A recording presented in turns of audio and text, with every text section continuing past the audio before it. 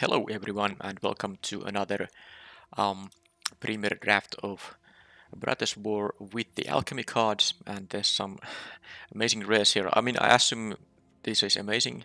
Is it though? No, it is not. No, it is. It is. Oh yeah. So of course, I was just first looking at whenever that this cares about you having knights. Well, it does, but when one or more knights you control attack, well, this is a knight itself. So it's a 4 mana 4/4 with decent hexproof options. There's a lot of white and black removal in this set that targets. So this is protected from all that.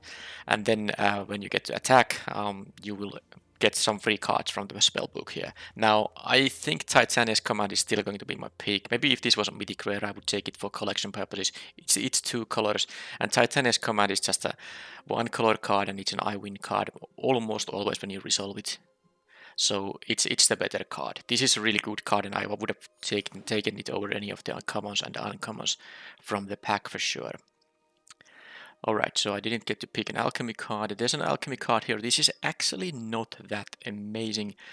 This makes green bear tokens, which are not artifacts. So creatures you control have trample is okay, especially in this set, which is a bit of lacking in the trample department. There are only a few playable trample cards. Actually, are there even a few? Like very few. Anyway, so the effect is still not that good. But whenever one or more non-token artifacts enter the battlefield, the creatures that currently are on the battlefield, they will get +1/+1 perpetually. It's a strong effect for sure. Now, if I pick it on pick 2, I mean, I could just take a lot of artifacts, because you have to have, like, I don't know, I would say like 12 artifacts in your deck to actually make this effect worth having. This pack is actually rather weak. The gruesome realization would be the next pick, but I'm gonna take it just to try it. And now I will need to pick, of course, because my first pick was green, crazy good bum green card. So I will try to make it work, but that also means that if I'm gonna play this Legion of Clay, I will have a very high emphasis on artifact creatures, and other artifacts too. This doesn't have to be a creature, but the critical part is that it's a non-token artifact, so anything that creates a Power Stone token or a creature token, which are artifacts, they don't count here. Alright, so there's a couple of options. Ashnot's Harvester, Dragon Engine, Scrapwork, Mutt. Of course, there are some other options too, but it is one of those 3, and I think I'm gonna not consider the Fallagy Dragon Engine. Ashnot's Harvester is good, but the ability here is just I mean, this has 1 less power. The Unearth is 2 for both, and the exiling thing can be good, but Mutt just fixing your draws is such a nice thing. I'm gonna take the Mutt, but if you want to take the Harvester here, that's fine. But I just think the Mutt is amazing. And now, what is this pack? Jeez. So, okay, this is pick 4, so 3 cards have been taken. So the Alchemy card is in here, and the Retro Artifact is in here. So the regular rare has been taken. All the regular uncommons are here. What the heck? So 2 commons have been taken out of this pack, and the Hurgle's Prodigy, that's amazing actually. So there's an Excavation Explosion and Epic Confrontation, Obliterating Bolt. Someone took... So this actually is missing 2 commons. Yes, that is correct. There are 7 commons here, but this particular draft has only 9 commons per pack. If I'm not mistaken, that is. This is crazy. I mean, I'm gonna take the Obliterating Bolt, which I like slightly more than the Explosion here. But this is just... I mean, why are all these... This is amazing. I would really want to know what were the cards that were taken there, and look at this. I mean, I can't do anything but laugh, because I mean, first of all, there's an Excavation Explosion here. Hello. Amazing. And but what I'm actually laughing at is that this pack has a Mithras Foundry and the Foundry Groundbreaker, which creates 2 Mithras Foundries. Can I just please have all this stuff, plus the Boulder Branch Golem and Argotian Sprite? This is actually amazing stuff for a red-green deck. I'm even not sure what I'm speaking here, because you can take like the Groundbreaker. Well, I guess the 2 options in fact are just the Explosion and the Groundbreaker, but I guess I'll take the rare. This is amazing. Just getting 2 of those lands is amazing.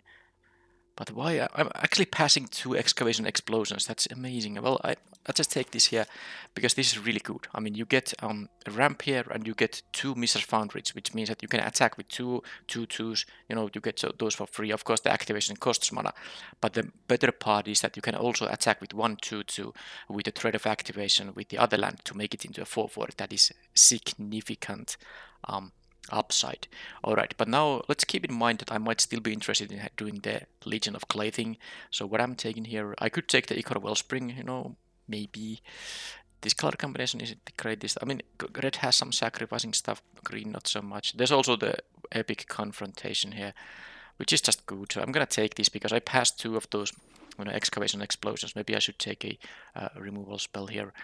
Now I'm getting to pick an artifact this time. So the Vanguard is of course great. The Argivian Welcome is... it's decent. Sometimes there might not be a target for it because not all decks have, you know, 4 power creatures or greater. At least many of them. But it's still, I would play this in any blue-white deck. But I guess I'll take the Juggernaut. It's actually a nice continuation to the Legion of Clay. I'll still try to make it work. I could take the Chromatic Star. Definitely a reasonable pick, but I'll take the creature now. And how about this? Steel Exemplar. Now, I don't have to be heavy red. I could be mono green, splashing for, you know, the matte unearth, splashing for the bolt, and this unearth. Because I kind of like this more than the Rust Goliath, which is actually what I'm considering here, mostly because of the Legion of Clay. But I think this has a chance to be a 6/6 trample, which is of course much better than a 3/5 trample. I don't expect to go to 10 mana here. So I'm gonna take these, and now my plan is to be like mono green with, you know, of course with a splash of red. I'm very happy to have the Boulder Branch Golem here. I could take the Combat Courier too, because you don't even need blue to make this like a playable card, and when you care about the artifacts, that makes sense to run the card. But yeah, I'll take the Golem of course. Alright, Race to the Ground. Now, remember, this is best of 1. I like to pick these things for my sideboard, but it's not really that amazing in main deck. But I guess this pack really doesn't have much for me, so I'll take it anyway. I can put it to the main deck if I somehow run out of playables. And why is this Ashnot Harvester still here? I'm just taking this. I was thinking about between the Mats and the Harvester, and I got them both from this pack. That's great. Okay. I got an Epic Confrontation number 2. I actually want to have the Evolving Wilds because of the Exemplar. I want to maximize, you know, let's say minimize the amount of mountains in the deck. And I think I have so many playables, I'm going to take the Evolving Wilds here. That may be a bit crazy, but I'm gonna cut some cards, and I already have a bunch of removal here. So I don't necessarily need 2 Epic Confrontations. Okay, well, the Autonomous Assembler is an easy pick here. What else the pack has? There's a Scrapwork Mutt, and then there's a Soul Guide Lantern. I would take, you know, any of these things, but I mean, of course, the best pick is the Assembler, because you don't really need to have white for this thing. This is a 5 mana 4/5 that just keeps growing, and sometimes, you know, pump some other assembly workers. For example, where is it? These assembly workers here. So it's nice to have here. But yeah, easy. I would be happy to have the Mutt here if this rare was unplayable. I would just take the Mutt and not be sad at all, but I will take the very nice rare here now. And how about here then? I guess oh, there's not the Ashnot Harvester. There's also an Elsewhere Flask. I'm taking the Harvester here. Actually, I do want to now consider, with 2 Harvesters, I really want to consider running 1 Swamp in the deck. And it's not ideal for the Steel Exemplar, but I think it is still worth it. Well, I mean, I don't have to decide right now. You could take the Blitz Automaton too, but I like a 2 mana 2-drop here, which you know, hates the opponent's you know, unearth stuff. Yeah, Obliterating Bolt, pick 3. Even though I passed to you know, excavation explosions to my left, and I still get past this thing. And only the regular rare is missing. There's the retro artifact still here, and the alchemy card is here. So a rare has been taken, one no, actually all the regular. So a rare and 2 commons are missing from this pack too. So I'm not sure what's going on in this draft, but this is, I mean, this is amazing stuff. This is just crazy what I'm getting here. And now I get a Fallaji Antiquarian. a duplicate of another target non-token creature or artifact you control into your graveyard.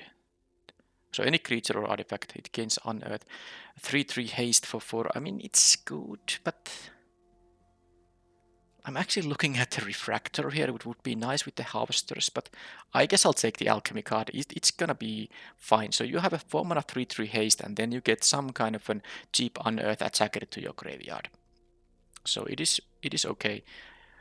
You have to, of course, control something to target with this thing, but I think it's not supposed to be that problematic. All right, I'll get an. Okay, so I might be moving a bit away from the the mono green splash red plan because I'm taking the engineers here for sure. And if I won't end up playing the steel exemplar, I mean that's not a big deal. I might play it even if it's gonna be a 4/4 most of the time, but I'm anyway taking the engineers, and with this pig and antiquaring, I think I will have to start increasing the number of mountains in the deck, so it definitely won't be something like 13 forests, which I initially thought could be the case. But anyway, let's take it. It's a very good card, obviously. Any artifact that's like good? No, I would take the white version of the 4-drop unearth creature. I don't think the scrapwork rager is really worth it. There is a holding recluse, but I don't actually think that is even that interesting. I have a couple of 4-drops here already. I'm not taking the recluse. I'm thinking splashing for the remorse because I'm actually a little bit interested in splashing black for this thing. I'm taking the remorse here. It's possible I won't end up splashing it, but let's keep that option there. If I get more mana fixing, I definitely will be doing it. Okay, now this is it. I'm gonna be red-green. If I get a Horned Stoneseeker pick 7 in pack 2, I mean, and it doesn't matter what pick it is, but if I get to add another amazing 2 mana red spell to my deck, I will be red-green, and I think the Steel Exemplar is going to go to the sideboard now. Alright, but this is good. This card is actually not that amazing. It's usually so small for a 5-drop that it's I don't think it's very good at all. Alright, so emergency weld. I think I have enough 2-drops here. I don't need to take like a random 3 ones here. Rock Hunter, no thanks. I could take a supply drop though. Actually quite like it nowadays. Plus I have some reason to run artifacts here. Alright, let's take the supply drop. And here, scrapwork mat. I actually got the mat. So this is actually the pack where I took, of course, the rare, from which I took the rare here. But this was also like my second option in the pack. And I'm getting here it pick 9. This is, I don't know what's going on in this draft, but my deck is amazing. All right, so the flask helps me cast 1 black spell, but it's not really that good necessarily in the end. I could just take the Blitz Automaton because I think I don't have, yeah, I could have it for curve reasons. Now, especially because I will be, running enough red sources that this on turn 3 shouldn't be a big issue. Alright, what does it? Okay, Springleaf Drum. Oh, there's a Strong Ball. And I have a lot of artifacts and some ways to, create Power Stone tokens. I would take a drum here. It's an excellent way to, splash for the black, but I think the Strong Ball is just too good to ignore here. Infantry. I guess I'll take it, but it's among the first cuts there. Shoot down. How about the red 2-drop? I have 5 2-drops here. I'll take 1 shoot down. I know this is best of 1. I might just play one of those cards. Okay. So there's another pack still left, and I'm already at a pretty I could actually have a playable deck already. Now this pack, I can be a little bit, I can be. I don't have to. I mean, my deck is basically ready. I mean, I think this deck would be already, quite good, but I cannot tune the deck even more. So the options in here. First of all, I don't think this is very good. I don't believe I have a lot of. Yeah, I have the most shared creature type is sorry. The number of it is 3, so it's just not gonna be good. I could take them Boulder Branch Golem, but what I'm actually thinking about here is the Evolving Wilds. Now, should I take that? I think the Golem is still the pick, but it's actually quite close. I don't necessarily have to splash for the black. How about the Perilous Iteration? So seek a card with mana value 2 or less, and which also includes lands, of course. So you often get a land and then something that's expensive. Now, that's interesting. There's also Haywire Might. There are a bunch of targets for this thing. Removable auras for blue and white. And then of course other non-creature artifacts are fairly commonly played. There's another Blitz Automaton Prowler. Well, you know, this is the Alchemy draft. Let's play the Alchemy cards. This is like a draw 2, but you have to time it so that you ideally want to play, you know, both of the cards. So on turn 2, for example, not a good idea to play. Alright, now I was gonna say, now I'm gonna take the Evolving Wilds, but I'm gonna take a Melt Through here. Yep, very nice shock variant. Yep, easy pick, I mean, there's no question about it. I don't think I'm gonna splash the black anymore, especially now that I passed a couple of Evolving Wilds. Maybe if I get both of them back, that's still an option. But you know, this is 26 cards. Okay, well, 25 spells here currently, so that's more than enough. Alright, well, this is an easy pick now because this is actually actively a good card here because it's a non-token artifact. So I will really want to test this Legion of Clay, and this is a fantastic 3-drop or a, you know, 8-drop for it. There's no, I mean, that's the pick for this deck. Easy choice there. Give you an Avenger. Yeah, Burnished Heart. Now that's, oh, there's a go for the throat. So actually, I could splash some black removal, but I think it's not so needed because I have an Epic Confrontation, 2 bolts here, and the Melt Through. That's already a bunch of removal. Maybe I will play the Shoot Down, although maybe not. I think I'll just take the Artifact Creature here, just to make sure that my Legion of Clay is actually gonna do something. So, yep, let's take it. I don't think the Burnished Heart is that good. So expensive to activate. Alright, here, don't think I'm gonna play anything in here because I just...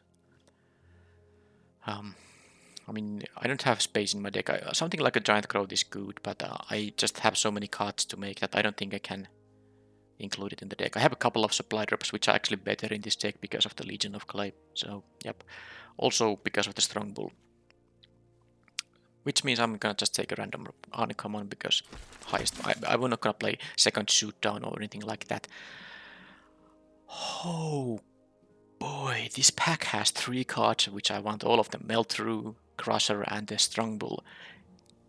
This draft is such a crazy one. I mean, I'm definitely in the correct colors, but I feel like the Melt Through is the pick I want to make here. I have a fairly decent late game double golem, so this makes sure my early game is good. Yeah, but you could take the Crusher or the Strong Bull as well, but man this... and not only is red-green open, but I guess this is just a... Maybe red is not open. I mean, no one is drafting red because there's also the Iconoclast and the Genius, which are, you know, first picks in their respective color combinations, and no one has taken them. I'll just take the Alchemy Uncommon. I'm of course not gonna play any of these. Alright. Well, I am having an option to get an Iron Crow Crusher, also an Evolving Wilds, but now that I'm not splashing for the black, I'm not even sure if I'm gonna run 1 swamp for these things. I'm gonna take the Crusher here. Guess I could take the Evolving Wilds. Just take the Crusher. And here I still get an Blitz Automaton and Haywire Might. How about my 3-drop slot? I'm not gonna play the infantry, although there's a Blitz Automaton and the Fallacy Dragon Engine already there. Okay. I don't think I need the Haster. I'll just take the Haywire Might, which I might play, maybe not. I actually got both of the Evolving Wilds. I said that maybe if I get both of them, I might splash for the black. I don't think I'm gonna play the Unleash Shell. I'll take the Evolving Wilds now. That figures my mana, and I might now run 1 swamp in the deck for the Harvesters. Okay, I'm not gonna play any of these, so I'll take the uncommon. Okay. Whatever. I don't think I have space in the deck for that kind of cards. But this draft was amazing. Okay. I don't think I'm gonna play an 8-drop. I don't have the access to blue here. Alright. Oh, what a draft. And I even forgot I had the Titaness command, which was the first pick in the entire draft. So this deck seems pretty amazing. And I actually, you know, like passed 2 Excavation Explosions too, although I took a bolt over the other one. So this deck seems rather amazing. But let's see now the cuts. Now I think because I have these expensive, I mean, these are cards I kind of cap. Well, let's put the prototype costs. Let's build the mana curve so that all the prototype costs are used here. Because of course I have a, you know, 7-drop, 8-drop, 7-drop, 7-drop, 7-drop. So if I like flood out, I have a lot of expensive cards. I can, you know, pay for the larger mana cost, which means that I'm obviously going to play. I'm going to play 17 lands. There's no question about it. I don't think it's that easy to flood in this with this deck, especially because the mats also help. You know, if I have redundant lands, so it is going to be 17 lands. Now, what are the cards I'm gonna cut? I think a shootdown will be cut. This is actually quite, you know, my high mana curve in the sense that, yeah, this is 1, 2, 3, 4, 5, 6 4-drops. Two. Okay, this is actually that could be a problem. How many power stones I have? I have an unreliable power stone in the stone secret. Is usually each removal if the opponent has, and then I can get a power stone with the obelisk engineers. But that's it. I actually feel I have a little bit too many expensive cards. So the antiquarian, conjure a duplicate of another target non-token creature or artifact you control. It goes to my graveyard. It will gain Unearth for 2 mana. Right. Right.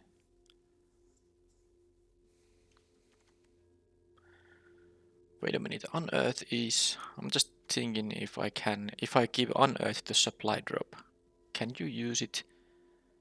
It's an activated ability. Yeah, Unearth only as a sorcery. So yeah, it's not casting the spell, it is activating an ability. So if the card that has Unearth also has Flash, you cannot Unearth at the instant speed. You can only Unearth as a sorcery. So that means the supply drop isn't that good. You would have to pre-combat it in order to get the +2/+2, so you can't use it as a nice trick. Even if the opponent knows about it, it would be better that I would be able to use it after they have blocked, not before they have blocked. So yeah, giving Unearth to something like a supply drop isn't that useful. So the antiquarian, I'm actually thinking this is the cut here, because even though it's an alchemy card, it would be nice to play with this, but this is an aggressive deck card. A 4-mana 3/3 is not a good stat line. If it has haste, it makes the card obviously better. But the Unearth part of this card mostly just gives you some additional damage. And looking at this deck, I don't really think I need damage sources. I need to stay alive until I get to deploy my expensive stuff. So the antiquarian has to go because I have so many 4-drops. And if I would be, seriously talking, I think the Legion of Clay should go as well. But I will, try this. One thing that is no joke that the creatures you control have trample with the double boulder branch columns with the crusher. And well, I guess this has trample. This can't actually get trample. It can get death touch, which is great with trample. So yeah, I have a bunch of cards that do benefit from the trample for sure. But of course, the more important part of this card are the perpetual pumps.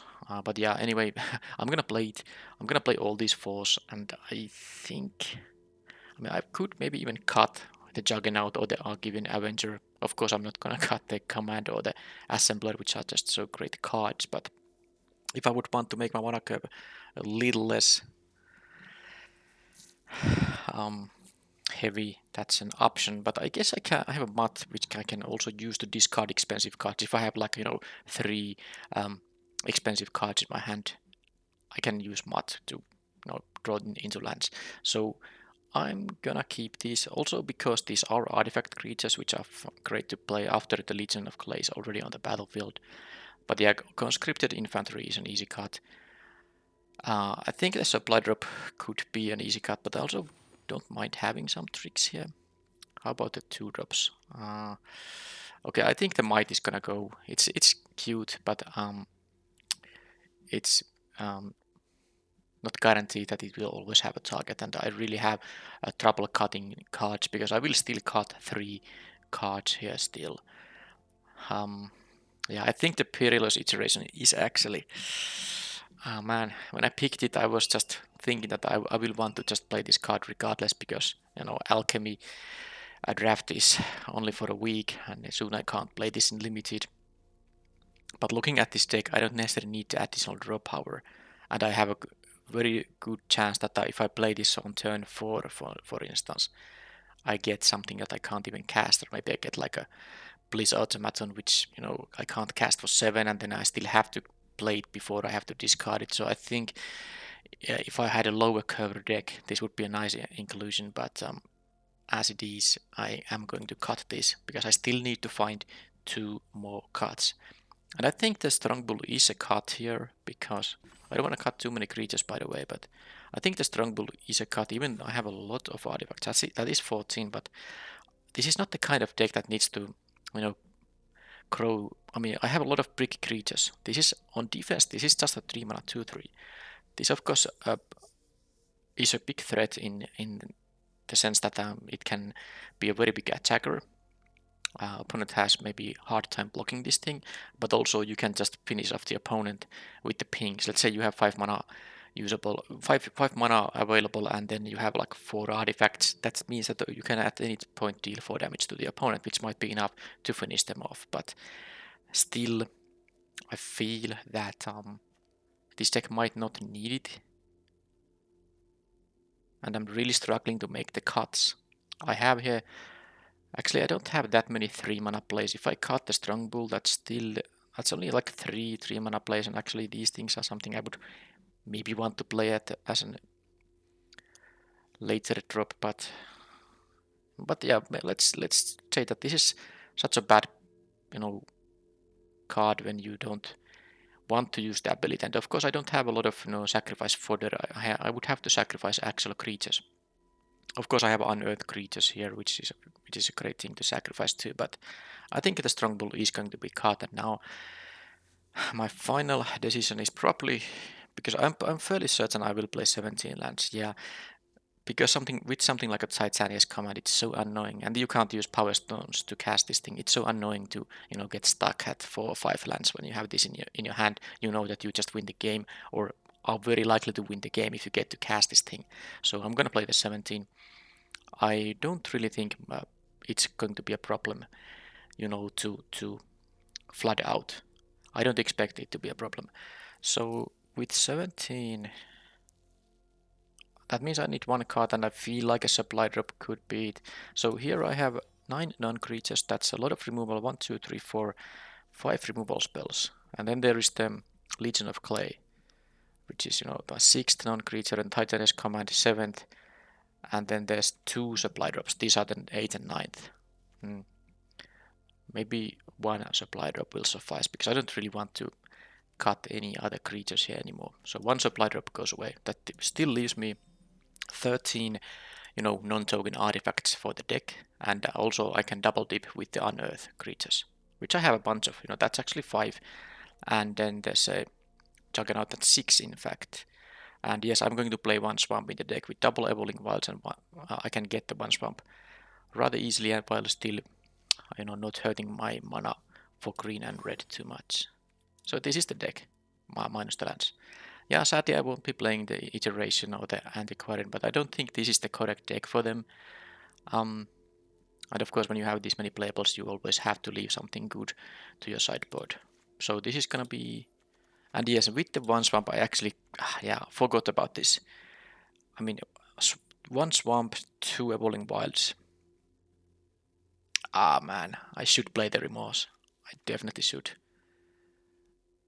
Because I can think that I can find either the swamp or these Evolving Wilds, or even if I don't and I have the Remorse in my hand, I have still 2 additional outs, 2 moths which I can use to discard the Remorse if I can't cast it. So that's like 5 cards in the deck that make holding the Remorse in your hand not a big deal. 3 of them are lands that allow me to cast this, and 2 of them are the moths that allow me to replace it with something else. And these also have the unearth, so it can be in my hand or in my graveyard. So the Remorse has to go to the deck, which means I need to find more cuts. I will play 17 lands. This is now 15 creatures. I wouldn't really want to cut a creature. I kind of like the reason I want to play at least 1 supply drop is that it's really nice with this thing, because you get the trick. If this is on the battlefield, the supply drop is an amazing trick, because of course not only gives +2/+2 to something, but you get the perpetual boost as well as an instant speed surprise. So I wanna have access to that kind of a fun play, which means I do need to cut something else. Now, Juggernaut, Avenger, I just... this is so hard. I mean, it could be like the Iron Crow Crusher as well, but... No. This is incredibly hard to find the final cut. I want to play all of these cards. I mean, the supply drop might be the cut, but I won't do that. I'm gonna cut something else. What is the card? I guess maybe like one Boulder Branch Golem, or maybe this Golem is just always better than the Crusher. At the 4 mana, this is a 3/3, this is a 2/5, a good blocker, and then it still attacks as a 4/5 unless you pump someone else. So this is a better card at 4 mana than the Golem. At 7 mana, the Golem is better because the 6 life can be just a game changer. So I think because I do want to play the Legion of Clay. Man, this is taking too much time. I mean, you are bored already. I have to make a decision. Maybe it is the Avenger. It's gonna be the Avenger. It's the most expensive card. And I have other expensive cards I can run here. So it's gonna be the Avenger. Now this is the... Yeah, I'm gonna play the Remorse. And now that means I'm gonna put one swamp here. Oh man, that took a lot of time. What is the art style today? Let's just use this funny looking hand here, and then it's gonna be 7 and 7 forest and mountains, and with the double leveling wilds, that's, you know, kind of like 9 and 9. So for example, 7 of these, and this kind of a volcanic eruption, or whatever it is, I'm gonna use it. And that is the deck after such a hard deck building. And there's not even sideboarding, because I could easily see sideboarding some of these cards in or out based on the opponent's deck, but of course best of 1, you don't have that luxury, so this is it.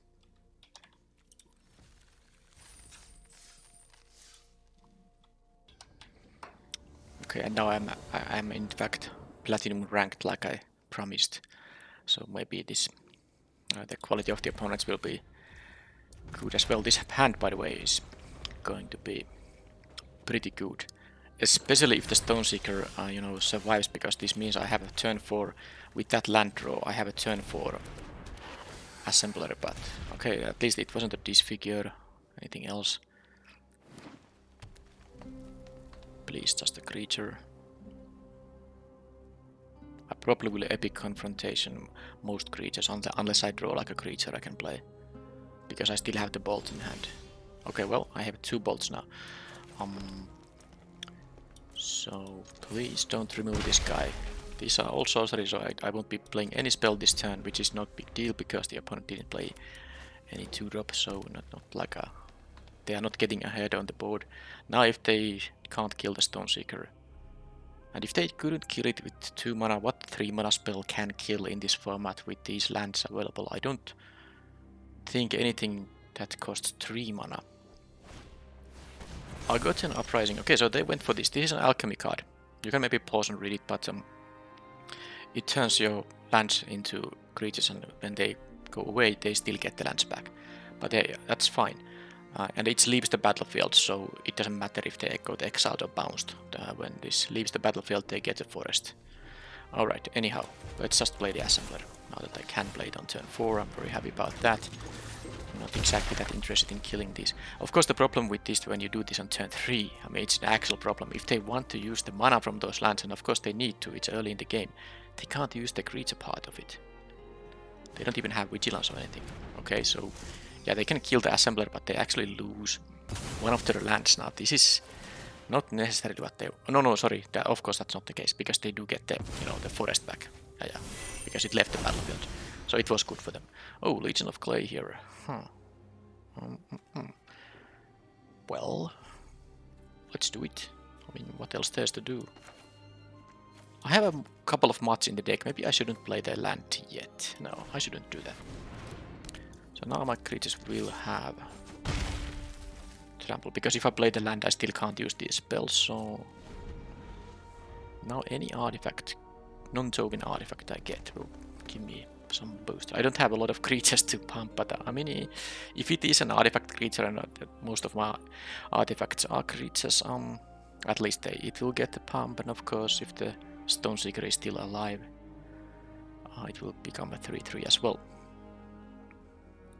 But yeah, they did have an answer to the assembler, so, and it wasn't so bad. Now actually, the uprooting was actually not quite good because they were able to sack them, the land and get it back. So this sacrifice cost pretty much nothing.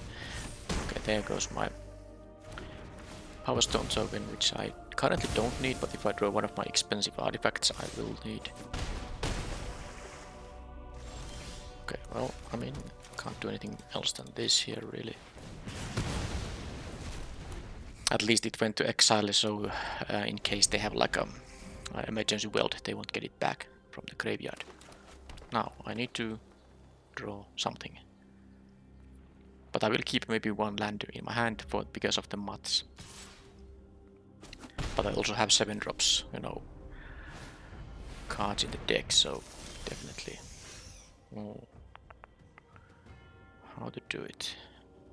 I mean, it's kind of ways to use my second removal spell on the Recluse, but then again, this will be. I mean, I won't be waiting until I'm at 7 mana. I will play this as a 3/2, but it will of course be a 4/3. So I still have the epic confrontation with the 4/3, which means it can beat anything that has 5 toughness and no more than 4 power without dying. Yeah, and I'm actually at a fairly low life total, so I'm just gonna do this. I don't like, but it has that it will trade with the automaton, and now I can just do this. Have a 4/3 haster here, and also with Trample. But now if the opponent has 3 spells in their hand and I have only 1, I don't like my chances. But I mean they have currently only a 2/2, so I can have a few draw steps still, and I might draw some big things. Blanchwood Hammer, okay. So much of that. I just lose now. I mean, unless I draw. I don't know if there is anything else. I guess there's a supply drop because it will be a +3/+3 with the Legion of Clay, and then I can use the. Okay, well that's not bad because this doesn't have Trample. Yeah, I don't have the 7 mana even if I drop the land. So. I mean, I have to do it, of course. I will get, 4 life because I, of course, will. Yeah, this is the correct way of resolving. First the +1/+1 and then the life gain. Unless they have some. Okay, they didn't. So I'm gonna go to 8, which is still going to mean that I'm dead if they have removal. But I'm also having a 2-turn clock here, so I mean I'm gonna make them have removal. If they have, then they have. Because it's exactly 8 it can deal. I would be getting the exactsies. They would be dealing the exactsies. But of course, if they attack, and I can just jump block, and they have 1 blocker, I can use the confrontation to clear the way. Okay, they played land. That's a good thing. So they might have another land in their hand still. And maybe, just maybe, if they have, well, let's see if they attack. Okay, they do attack. And they have removal. Okay. No, they let me block. Good, they don't have removal. I survive here, even if they have a Gaia's Gift. Now, of course, this attack means that they do have to either gain life or have a blocker or removal spell. This absorbs, even if this gets Trample, I mean, this has 4 toughness. Well, let's see.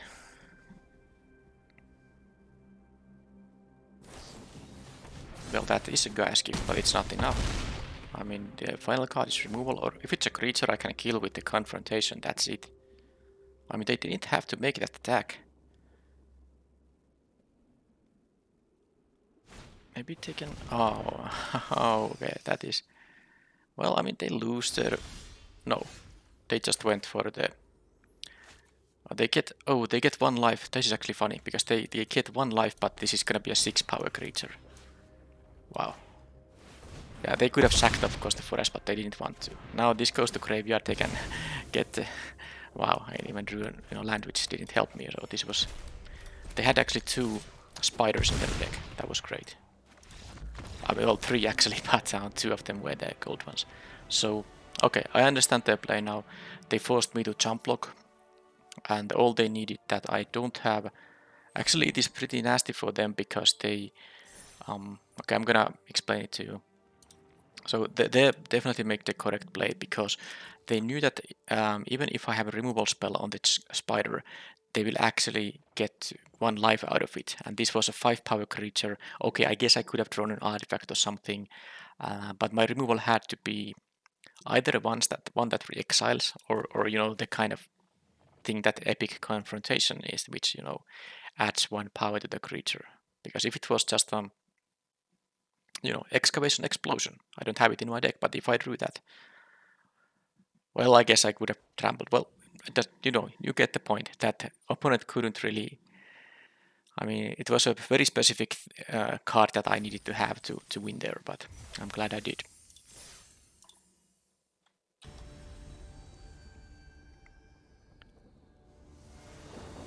Okay, well, this is a great hand. Yeah, I could have top deck a Titania's command for the win to gain life or whatever. Okay, I'm on the draw, but I have a melt through for the 2-drop. And then I got my own 2-drop, which can ditch an extra land now. Well, that's not the kind of 2-drop I can melt through with. Yeah, that's a really good card. Right, so I'm still going to ditch a land, I believe, because I'd rather get more spells. I mean, I can play the Boulder Branch Golem on turn 4. I don't have to wait until I'm at 7. And I still have 4 lands, so I need only to draw 2 more to get the command at some point. Let's see if they go for the 3/3 now, because sometimes that's not exactly what you do. So they have a good early game spell there with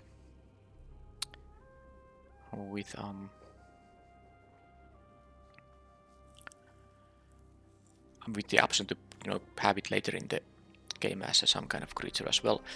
Alright, so I'm thinking about using the melt through here, but I'm not a fan of that. I think I'm just going to have the Boulder Branch Golem.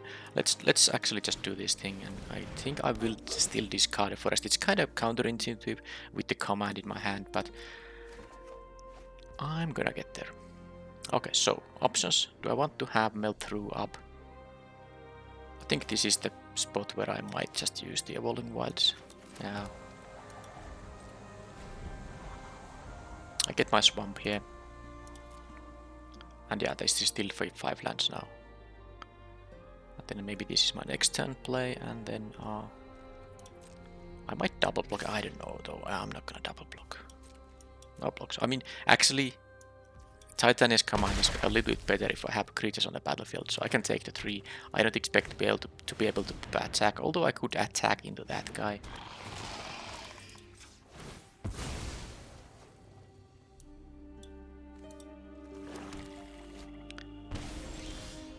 Well, there's an assembler for next turn. I mean, I could melt through it, but then I can't play a spell this turn. I'd rather have the golem here. I believe I'm gonna just offer the trade here. Because this could be a... This could be now a...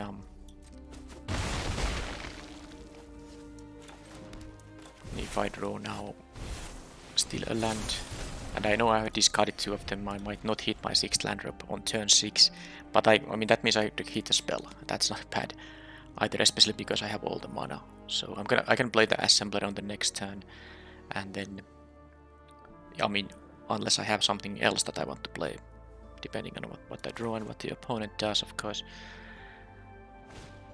That is being confronted, but I got 3 life out of it, so now the opponent is still putting me only to 16, no big deal. And Steel Seeker, well, that's a good one for sure. Some triggers from this unearth stuff also. Wow, well, this is actually the 6th land now. The question is though, yeah, I don't want them to have the Steel Seeker here. This is a good use for the melt through, so let's do this. And I'm gonna have to sack a mountain. I don't think it's a problem, but I do have to lose a colored mana source now. But of course, it won't be the swamp because it's my only one, and it won't be a forest because I have a double green card here. So now I have my 6 mana But how greedy am I gonna get with the command? Because I could just do the assembler.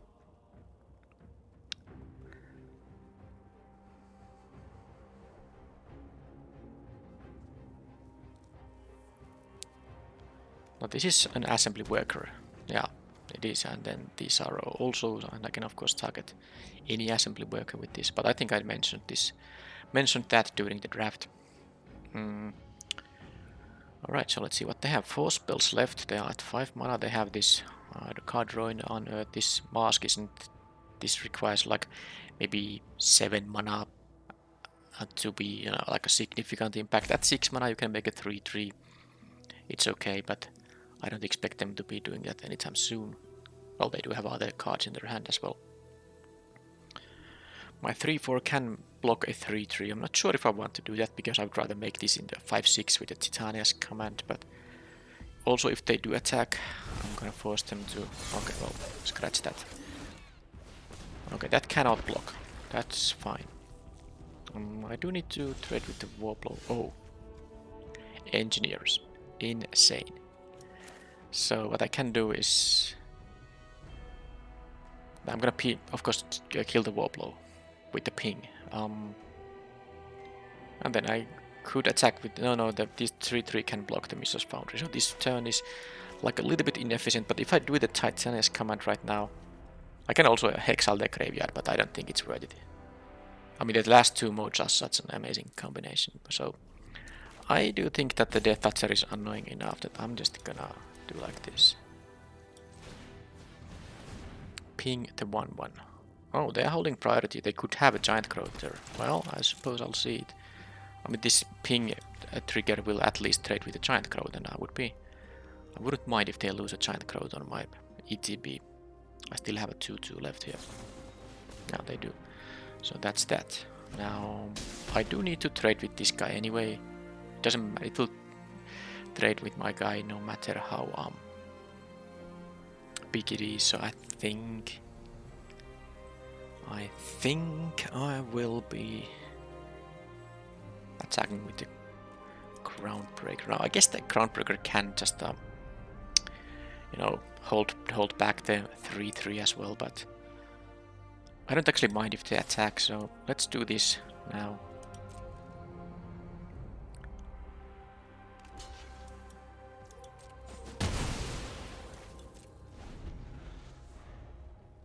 If I really want to, I can make the untapped Mistress Foundry into a 2/2 and double block the 3/3.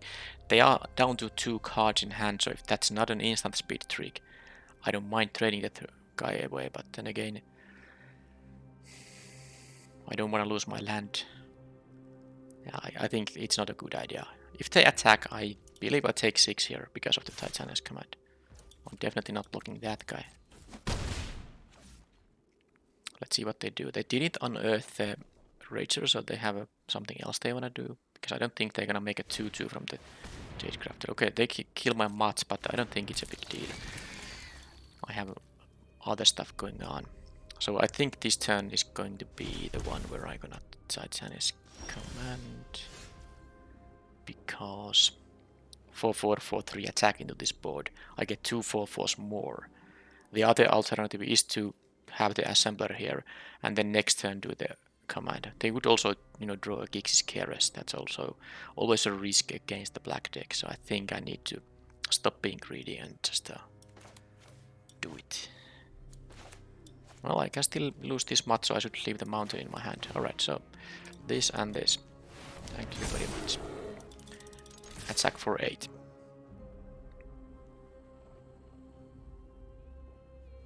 I mean, this puts so much pressure to the opponent that it feels like a waste to just play a 4/5 this turn. Because I got my 2 extra 4/4s. I mean, this card is just such an insane card. A 6 mana 2 4/4s at minimum. And of course this has other options too. You can gain life and even get lands if you really need to, but even if this card what it always did is the 2 last modes, it's insane. It's very good on an empty board. It's insane if you have any other creatures. So let's see, they have the option to trade with the Mutt. But that's not really gonna bother me too much. They can't really attack into my board with the, except with the Carrion Locust, but I mean it's just a 2-power fighter. I'm at 12, so who cares? And I can still attack with the Misa's Foundry. That's actually 2 2/2s or a 1 4/4 if I'm willing to use my other lands for that activation. So the opponent is actually facing like 12 damage currently, potentially 16, and this thing can't block. This is not very good at blocking. These unearthers won't help them because this of course just dies, and this is gonna be a 2/2 or maybe a 3/3 if they drop a land. So the 2 cards in their hand I don't know about have to be pretty darn good for them to get away from this thing.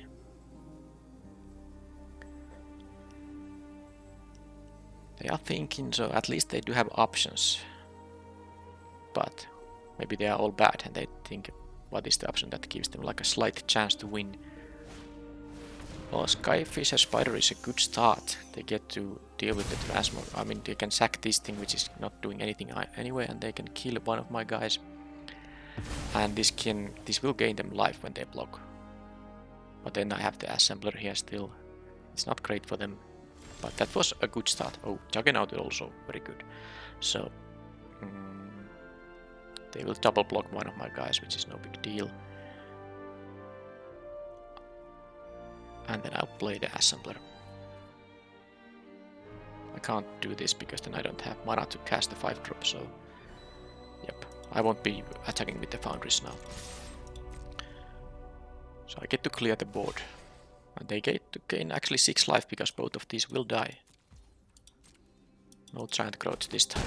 Actually, I was supposed to put the Locust first because in case they had a giant growth, the Locust wouldn't still have survived. That was bad ordering of blockers. But now they go to 13, unless I would be very scared if they don't go, because if they leave this in their graveyard, that means they have a emergency world or something to bring it back. Anyhow, let's do this. That's yet another big threat they need to deal with. And then I have the Juggernaut coming next, so. And their unearthed stuff, it's just not gonna be that great. Lancewood Prowler, but that is not as good as the Spider on the previous turn. They can pick one swamp out of these. Well, that's gonna give them the second swamp for the Transmogrant, but it still can't block even if it has the extra counter. So they have a jump blocker there. I don't have a lethal attack now, but it will be close on the next turn when the Juggernaut is also attacking, and then at some point I can threaten these foundries dealing some damage as well. So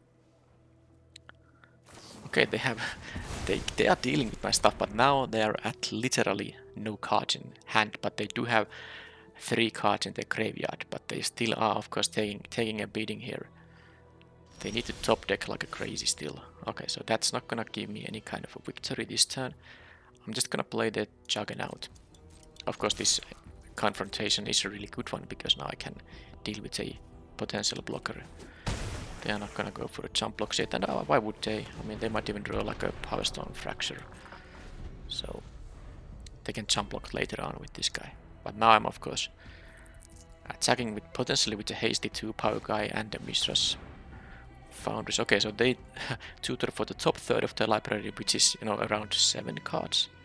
Round it up, so it's 7 cards. They search up the best card from top 7. Well, I mean they don't have a lot of mana. They have only 4 mana left after that. So what is the best card? It could be like an Overwhelming Remorse. It is. What is this? When this dies or is put into your graveyard. Oh, well, it doesn't get with that draw. I just win, I guess. Dice or put is okay. So if it gets milled or anything, I'll discard it.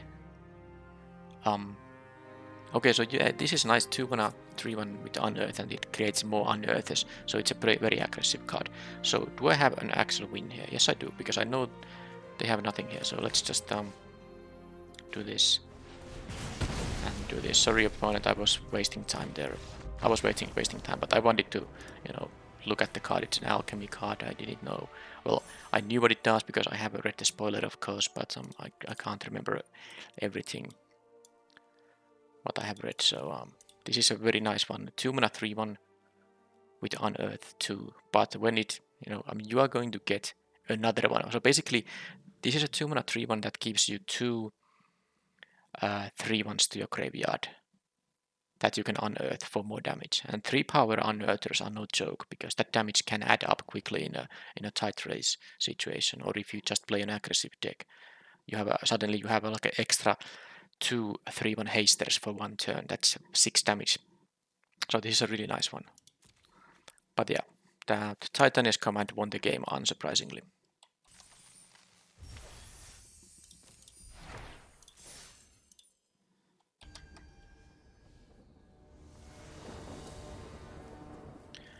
Alright.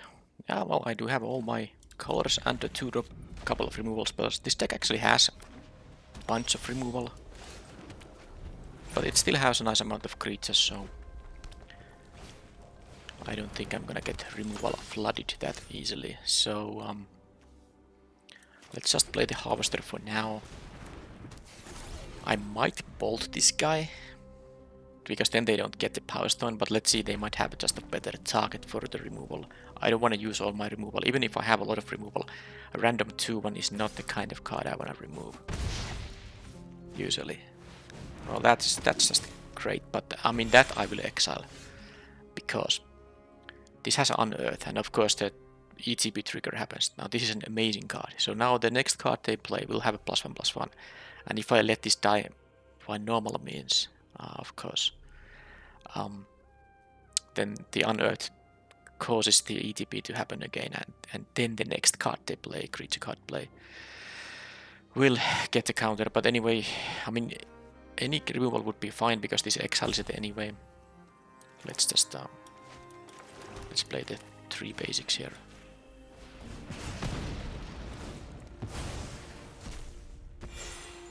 Wait a minute, it's... Holy crap. It's even better. It is enters or leaves. What the? Enters or leaves. So this, when you unearth it, you get 2 of these. So this is +4/+4 in addition to being a 3-mana 3/3, and this is just an uncommon. That card is nuts. That card is absolute nuts. 3-mana 3/3, colorless to boot. No, you can always play it if you have any 3 lands. What? And then you get... Okay, that card is officially the best alchemy uncommon. Well, I'm pretty sure. Okay, the opponent is not joking around. They're having very good plays here. I mean, of course, the Mistress Onslaught usually isn't that great, but in that particular situation, it obviously was. There's nothing I wanna... And they still have the +2/+2 waiting. Alright, I didn't actually even remember that it's in enters or leaves. I thought it's only enters. Well, okay. I go to 10. Maybe at some point I draw something else than lands. I have been flooding here, but I mean, even if I wasn't... Okay, I get to exile that thing, and they lose the boons there. But I mean, the draw has been so amazing that...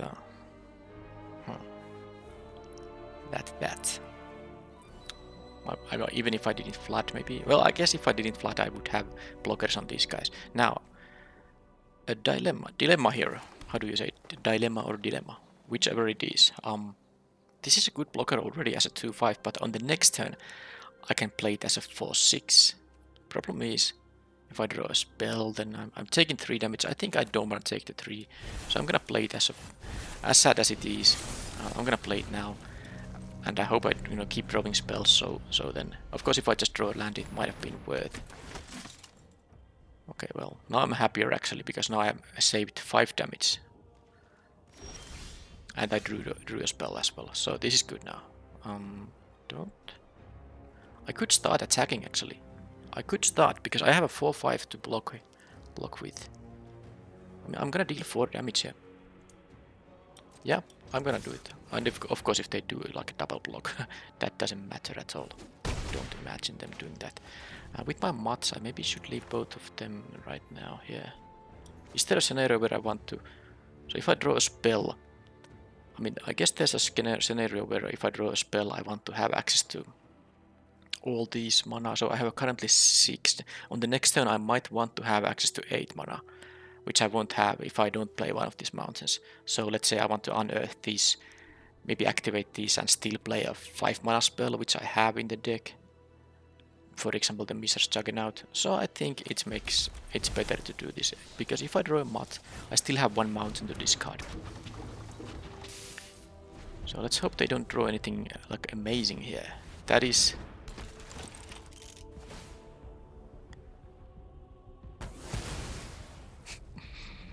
not only removal on this thing, also a 2/1 creature. So that's it. With that draw, if I draw a land, I just lose. Okay, well, I don't lose, but that was horrible. Okay, well, let's just ping one of those guys.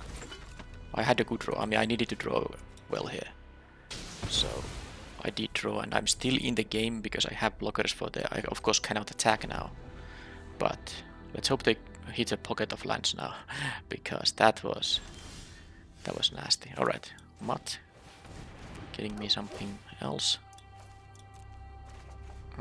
Right, well, I mean, I can still use this. Well, I could thin my deck, but maybe I won't do that. I mean, is it relevant? 1, 2, 3, 4, 5, 6, 7, 8, 9, 8 lands in the deck. It would be 8 out of 23 or 7 out of 22. I mean, I don't think it matters enough. I might even just draw the second Mutt, and it would be annoying to have the wilds in my hand. So, well, there's no attack. So let's say I attack with this guy.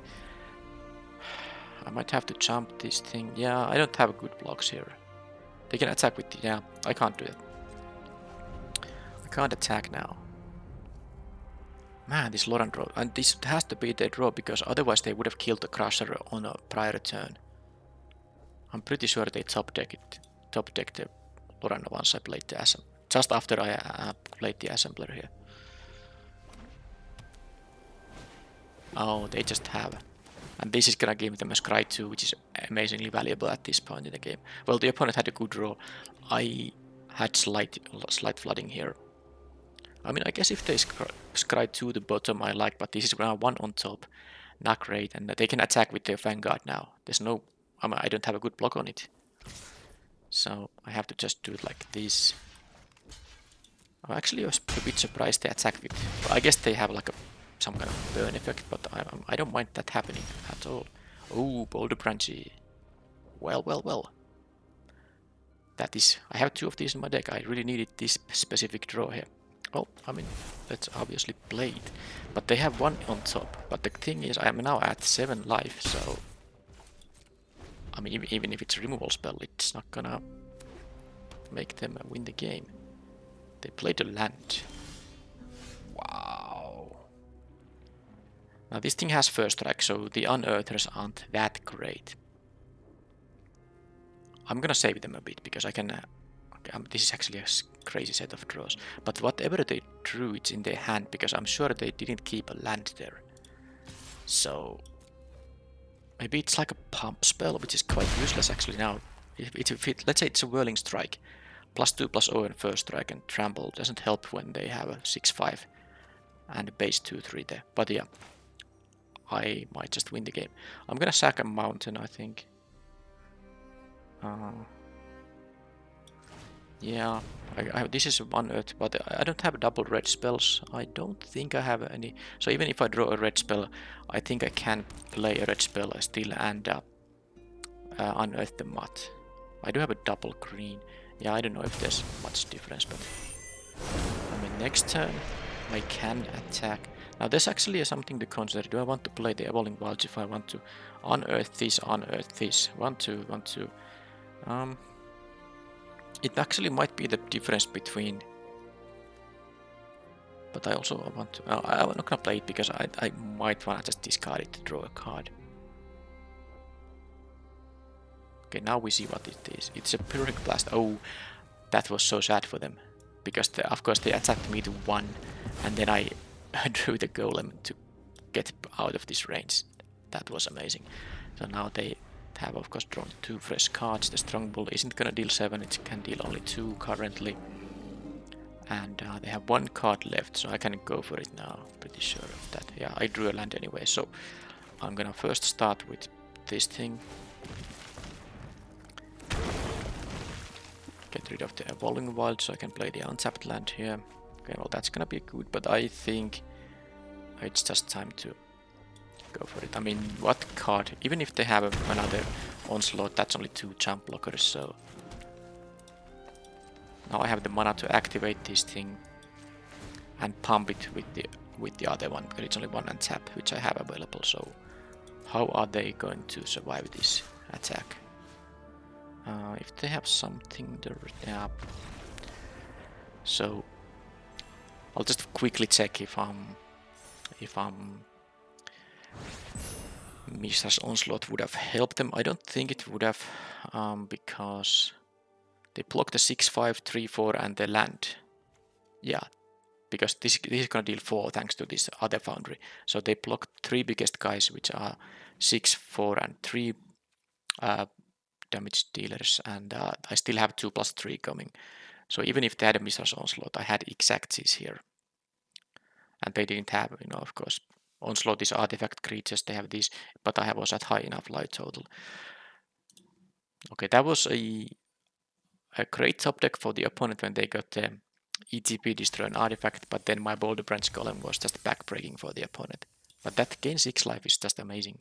That Boulder Branch Golem is such a good common.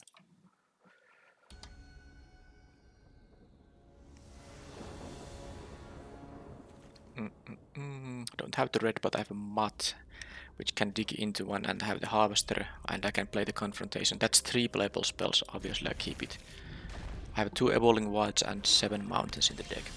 Okay, there's the 1 Evolving Wilds, which solves all my issues. I'm just gonna activate it right now. Maybe if this was like an Arena Open, I'm playing for money, I would maybe not give them the additional information, but I'm not gonna bother in this kind of a regular Premier Draft.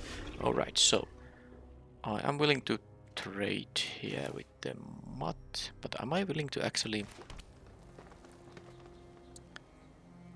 if I discard a land, I'm gonna need a land anyway. I guess this thing can make a Power Stone token which lets this to be played. But you don't have to, I mean, you don't have to discard when your hand is great. I mean, my hand is great. I don't want to discard anything. I want to have the access to this land. I have a lot of other, you know, expensive cards here I might draw. So I don't need to find anything specific. Okay, there's a Bolt, which I don't care about. How about the Engineers? Now this of course gets Trample and Haste and all that, doesn't it? Yeah. So I should have played it.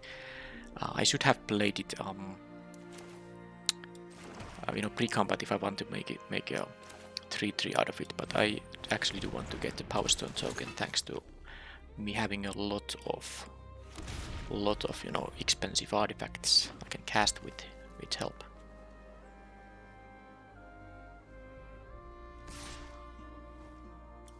Sure, let's see what you got. Just a trade. They can make a 4/4. Okay, they can make a 3/3 as well.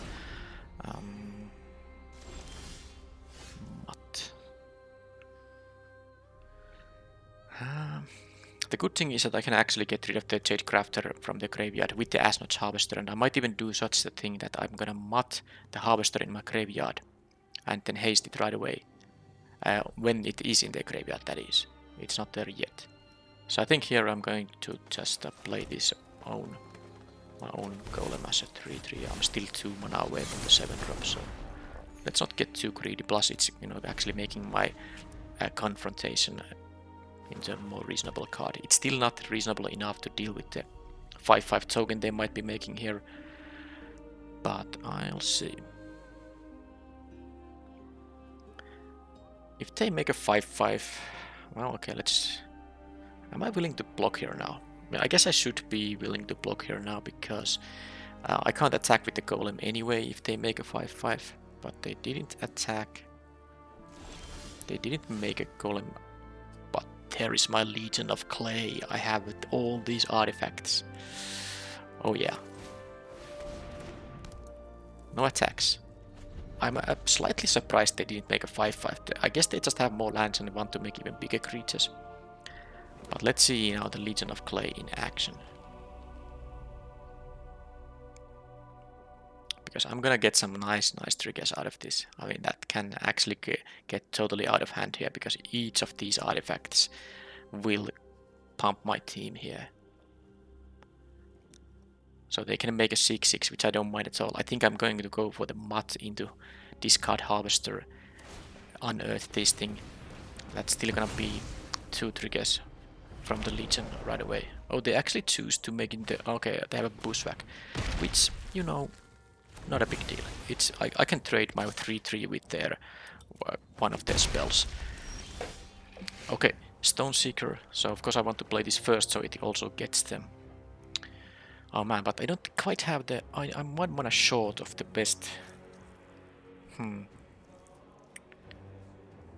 This is actually tough, because I'm afraid they're gonna make a... But then again, this is at most a 4. But if they have a land and they unearth this, it's actually quite good. Because the problem is, if I would need 6 mana to play this and then do the unearth, and this I mean, this, and this unearth requires 6. But not playing the Stone Seeker, because this will also get the pump effect. So I think I'm going to... I mean, I guess I could use the Bolt on the Golem this turn. Because... Oh, I don't have the double red for that play. You know what? Scratch that. Scratch that. Maybe I draw a land, by the way. That's a possibility. I completely forgot that. I can draw a land here still. I'm gonna discard this thing. Oh, I did. So now this is actually good. I drew a land. So don't. This is the play. Come on. And now I can do this, and then I can do this. Yeah, this is good now. Now I'm gonna attack with this guy. They can block, but it doesn't matter. The main idea is to get rid of the mask here. And now I have a big team here. And if I, for example, if I trade with a Mutt, I will obviously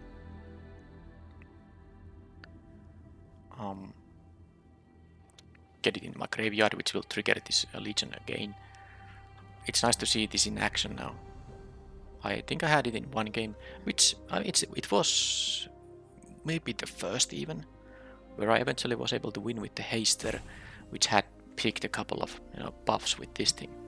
Okay, I'm not sure what the opponent is doing, because I have tapped out completely. They just block with the 5/5. Why would they take 4 damage? This thing is gonna die anyway, so that's why I attacked, because it's gonna die anyway, and because I wanted to exile the mask there. So yeah, the land was good, because now the Stone Seeker got at least 1 of the buffs here. Okay, that's totally fine. And now if they attack with... Yeah, I can double block a 5/5. They could have a trick, but if they don't, it's a good double block. I only lose 1 of the Mutts, and of course the Mutts are going to... Okay, they have no attacks. Ooh, Golem, which I... Oh man, this is sick. Oh yeah. This is amazing. Okay, I'm willing to trade this guy. I'm not gonna attack with the Stone Seeker. They double block, and I only trade with the 3/3. Well, I mean, there was a reason I started picking all these artifact creatures, and in deck building yeah, I had very much fun. In deck building, I also prioritized artifact creatures, because this Legion, yeah, it triggers from each of things, so you can get... It's not an Anthem effect, because Anthem only gives a static boost to each of your creatures, but this gets multiple triggers, and this just gets out of hand. So I believe it was at least... I mean, it's not gonna always work this well. Sometimes it's a 4-drop, do nothing, but when the game is like even in this case, I was able to I had time to do all that, and then of course it gets totally out of hand. Alright, so this is still... What is it? 4 wins, no losses. Maybe I jinxed it now, but I mean, the deck is pretty amazing still.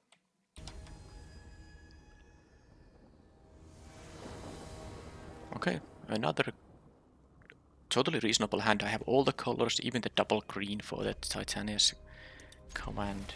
And 2-drop, 3-drop. And there is the rare. Okay, and a nice little trick here to throw at some point. And, you know, if I needed a removal spell, now I have one. Yeah, sometimes you just, sometimes you flood out multiple games in an event, and sometimes you just draw all the nuts all the time. It's pretty crazy. Alright, so actually, let's see.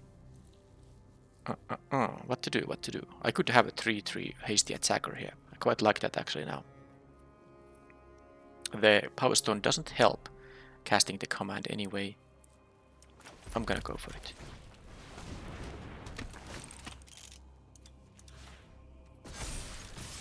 That is quite a lot of damage. They might even trade with the Harvester here. They choose not to do that. Well, I have a supply drop and the bolt here, so whatever they're gonna play, I still have relevant stuff to do on the next turn, and I have just a random haster if there's no reason to use these things. So let's see.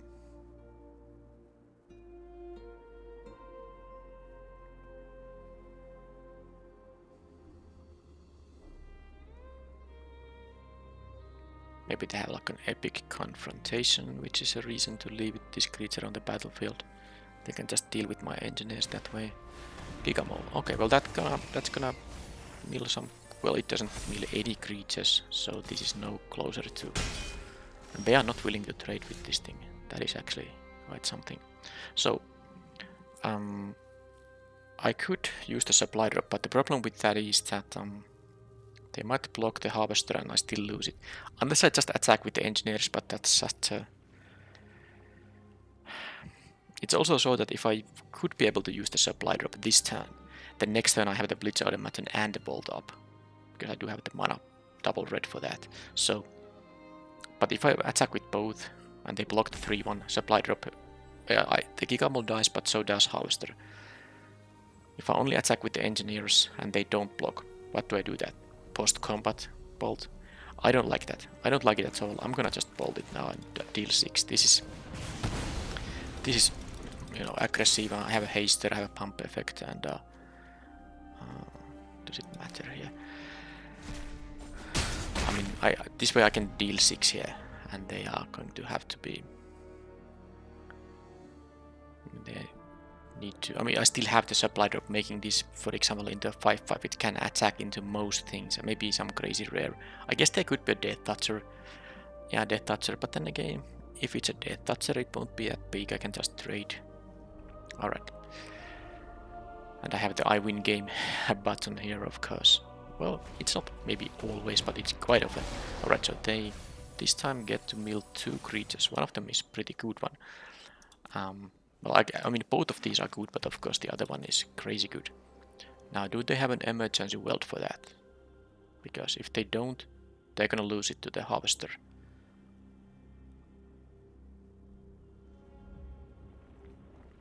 Because I don't mind trading the Harvester with the Prowler. If I get to deal with this Flesh Scorcher, which could come back at some point. And I don't think I'm gonna... Oh, they still attack with the Skull Flare. Wow. Well, maybe they have a... No, they don't. Well. This is interesting.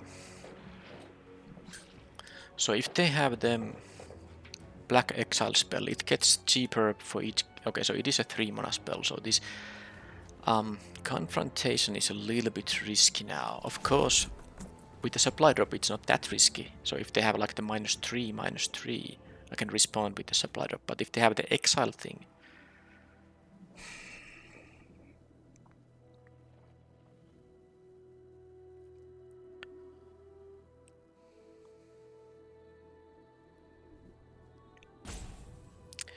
I think I'm just gonna Automaton here. I have the option to post-combat but as you can see, the opponent has something. They have something, so let's see what's happening now. I'm just gonna maybe post-combat the Skull Flare or something, because one of my guys will survive this combat. They can kill one, trade with the Harvester, And maybe the automaton will survive the combat. But now I'm gonna get rid of the flesh scorcher just in case if they have a way to bring it back.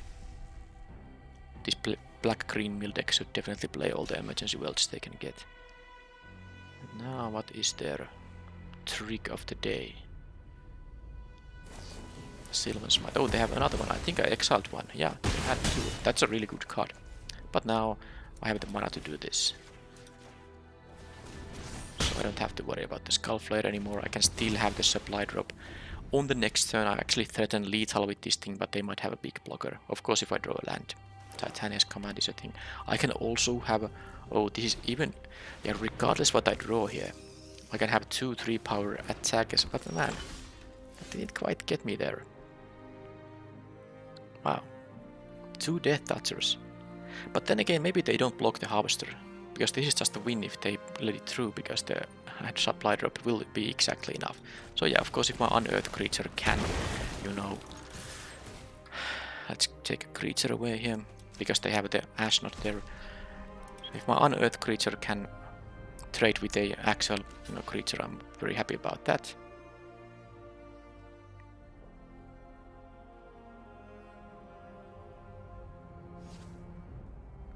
Yeah, they have to trade with it.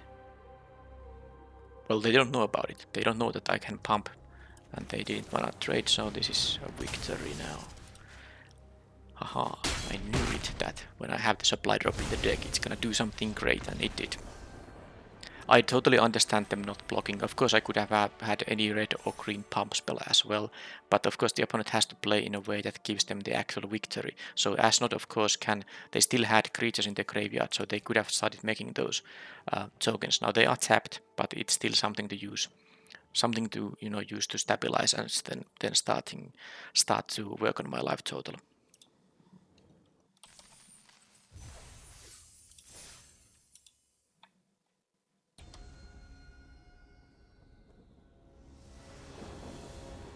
And I keep getting these good starting hands. Then again, my mana curve is pretty good. My mana, and with 2 Evolving Wilds, color base is good too. Yeah, of course I will keep this.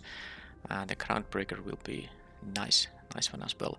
This could be yet another starting hand where I don't ditch anything, because I have only one draw step, even if it is a land. Maybe if it's a mountain, I will ditch it. Okay, well, it is a mountain, so I'm gonna find a spell here. Okay, and it was a land, so I'm very happy about that choice now. So anything to yeah, there's something to confront. Yeah, very nice, very nice. Still a land. Oh, that's fine, because I already discarded one of them, and I have very good next turn with the Groundbreaker. They don't get the Power Stone there. I get to attack for 3 now. They have a Blast Zone, but I just have to make sure I don't. Okay, that's fine. If they use a card on this thing, wow, that's nice. Alright, so I will now be able to sack one of my forests, because I still have double green up. And I can get the Crusher at 7 quite easily, because I only need 1 land. Although the mutt is... oh man. What am I supposed to do here? I know I can't just ditch the forest here. It's not actually a bad idea. Because that's... yeah, I can play this as a 4-mana spell. Oh, actually I don't want to ditch the forest though, because first of all, I can't cast this if I don't have double green. Oh man. You know what? I'm gonna play this thing, and if I activate... I mean, I can attack for 7, or I can just bolt this guy because I do. The thing is, they might have a removal spell. That is the thing. Sorry, not the removal spell. I mean the +2/+0 and first strike tremble. I'm actually, because I have 2 of these bolts, I'm gonna do it like this. And yeah, they... oh, I guess they have the... do they have a... yeah, I believe, because you can activate this with x equals 0, so maybe they have a priority because of that. But anyhow, oh, it's gonna... let's just make sure that I don't make any stupid mistakes. So these are tapped, and then I make this into a 2/2. I'm 1 mana short of actually, you know, pumping the factory as well. Sorry, the foundry. So yeah, I could have done this a little differently. I kind of wasted a bolt because it was just a 3/1, but I mean, if I draw a land, I want to play the Crusher. I'm not sure. Yeah, I think it was fine. They are gonna put... So this is now at 3. Alright, alright. How about that then? I kind of don't want to play the Crusher now, because if they put this thing to 4 counters, then they can blow both of these guys up. So this is actually the turn when I'm just gonna actually do like this. And, well, it doesn't matter how I do it. I guess this leaves 1 mana up. Let's pretend I have a giant growth, because of course, as you can see, the opponent is at 5. Now I could have just played the Crusher, but then I wouldn't have been able to deal the 4 damage there. I do have the supply drop, so I actually have a lethal coming up if the Groundbreaker can just, you know, kill. Okay, so they actually put the 4th counter and they have a Thrown Spider. So this is now winning, because I can just, well, I even drew this thing. But, I mean, this is the victory right now. I get the... Let's use the supply drop again, because I could use the automaton too. I could use the foundries too, but hey, I'm gonna use the supply drop. There's no sideboarding, so I can show everything I have. Game is over. Match is over. But of course the opponent using the blast zone on the on their pen ultimate turn was just a sign of, I mean, what was in their hand. That was like a weird play.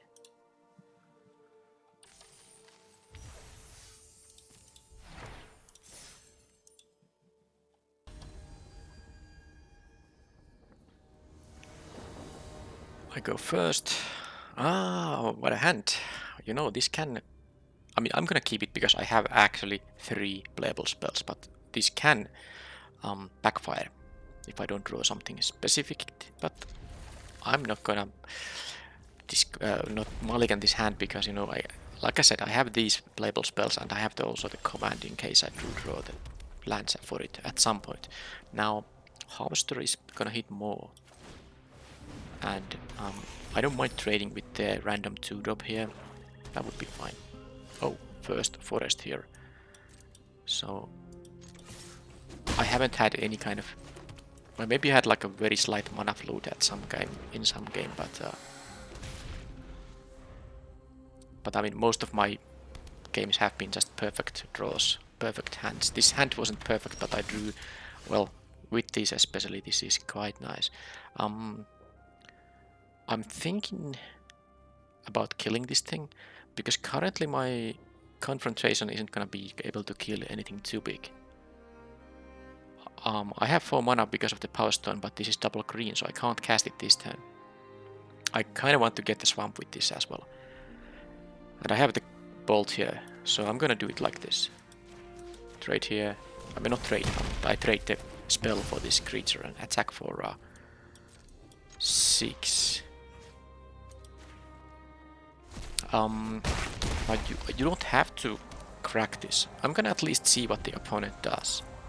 Maybe I will know better if I want to play the Crusher or get the swamp, so that I have the Unearth available, because I have the Harvester here, so without the Unearth, of course, it's a little bit worse. Now they get the Midnight Clock with this thing. You can pause and read. This is also in the midweek Magic events deck, TikTok deck, I believe. Now I'm gonna probably... So let's see, if I draw an untapped land, because I do have 1 Evolving Wilds still in my deck, I can play the Crusher and the Bolt.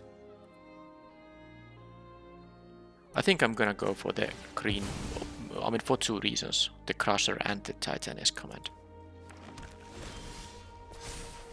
Oh, and then I just drew the swamp. Amazing. So this says, whenever you cast a non-creature spell, put on our counter, and then they get to drain. Oh, I don't like that. So this is perfect turn now. All I need is an untapped land on the next turn, and I will obviously win. I will probably be in a very good shape. I have to get something from myself. Doesn't matter, I can't get anything back from there. I mean, this is already 4 plus 2 plus 3, that's 9 damage I'm presenting here. And if I don't draw land, I draw a spell. I guess I could draw my other Evolving Wilds and then that's not a spell, but then this gets to be played on a later turn. And they can't really go for something like a Gix's Careless now because I have too much pressure here. Too much pressure indeed. So if they use 3 mana out of the 6 available, that's probably not gonna leave them enough mana to deal with my attacks.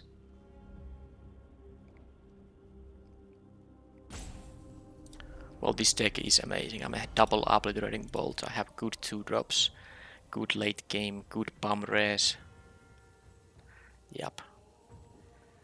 Well, but let's not jinx it. I can still lose this game. My opponent can have some crazy bomb. How about Gix's Command? They can deal with the board because they could make me sack the 3 power guys, kill the 2 power guys. Moment of truth. There's the land, there's the victory. Alright. Well, I mean, if you get to draft a crazy open colors and you get a crazy good deck and you don't have any mana issues really during the games and the opponents don't have like anything too crazy.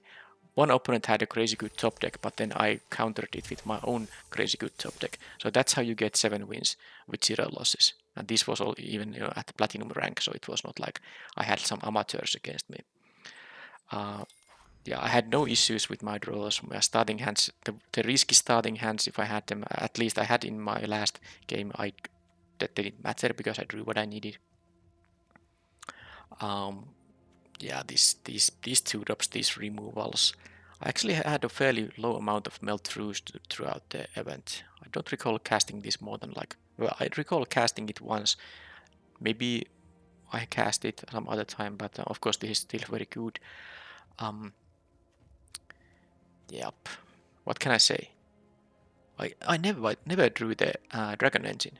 I think it's the only card I never saw in the event. 7 games, didn't see it. But I mean, what does it matter? It's just a, medium playable. It's not like an amazing good card. Yeah, nothing else to say about the deck, but I'm just gonna say again that this Foundry Groundbreaker is really good. If this only conjured, 2 basic lands, then it would be just a ramp spell. But you get Mishra's Foundries, 2 of them. That's amazing. But yeah, the video is quite long now, so I don't have anything else to say. But it was a crazy deck, and if some deck is allowed to go 7-0, this deck is allowed to go 7-0. I don't think I'm gonna be able to draft as good deck anytime soon, but it was fun to get one of these. And yeah, this is actually 2 7-0s two 7 winners in a row. I did play 2 drafts of this alchemy format, which I didn't record to get to this platinum rank. But in fact, one of them was a 3-3. It was a good deck, but then opponents had very good decks too. But the other one was 7 winner as well. So out of 4 of these alchemy drafts, I have had 3 7-win results. That is pretty crazy. But now I'm at somewhere mid-platinum, so I think that things will be getting more not dangerous, but more difficult going forward. But still, the next video you will see will be this alchemy draft, and I will see you then. Thank you for watching. Bye bye.